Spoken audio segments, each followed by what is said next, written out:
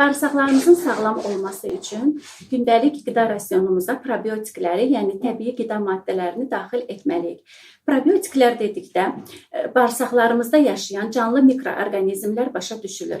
Bunlara bifidobakteriyalar, laktobakteriyalar, Saccharomyces boulardii, bəzi bağırsaq çöpləri daxildir. Biz gündəlik qida rasionumuza hansı təbii probiotikləri daxil edə bilərik? Birinci qatıq. Qatıq gündəlik istifadə edə biləcəyimiz qida maddəsidir.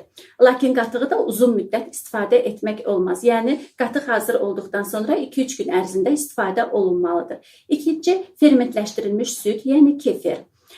Sonra alma sirkəsi. Alma sirkəsi qida maddəsi olmasa da ondan qidalarımıza, salatlara az miqdarda əlavə edib qəbul edə bilərik. Turşular. Turşulardan ən çox kələm turşusundan istifadə edə bilərik. Kələm turşusu 10-15 gün ərzində hazır olduqdan sonra istifadə olunmalıdır. Uzun müddət saxlanıldıqda tərkibində bədənimiz üçün zərərli mikroorqanizmlər yarana bilər. Qıcqırdılmış xəmirdən hazırlanmış çörək. Bu da təbii probiotik sayılır. Sonra çedar pendiri. Bundan da istifadə edə bilərik. Probiotiklər həzmimizi yaxşılaşdırır, bədənimizdə vitaminlərin sorulmasını, onların sintez olunmasını, B qrup vitaminlərin, biotinin, K vitamininin sintez olunmasında iştirak edir. Bədənimizə düşmüş yad mikroorqanizmlərin məhv olunmasında iştirak edir. İmmun sistemimizi qaldırır və s. Ümumiyyətlə probiotiklərdən diareyada, qəbizlikdə, qastritlərdə, qaraciyər xəstəliklərində istifadə oluna bilər.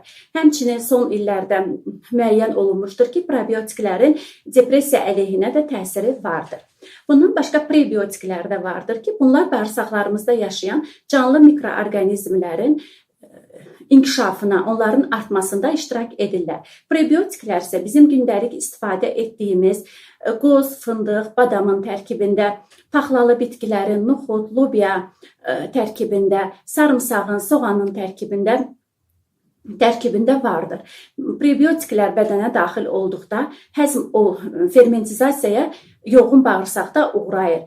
Həmin hissədə isə onlar prebiotiklər liflərin tərkibində olur ki, həmin liflər probiotiklər tərəfindən, yəni faydalı mikroorqanizmlər tərəfindən parçalanır və onların qidası kimi istifadə olunur və probiotiklər inkişaf edirlər. Beləliklə, sonda məsləhətim budur ki, gündəlik qida rasionumuza prebiotik və probiotikləri daxil edək, sağlam olaq.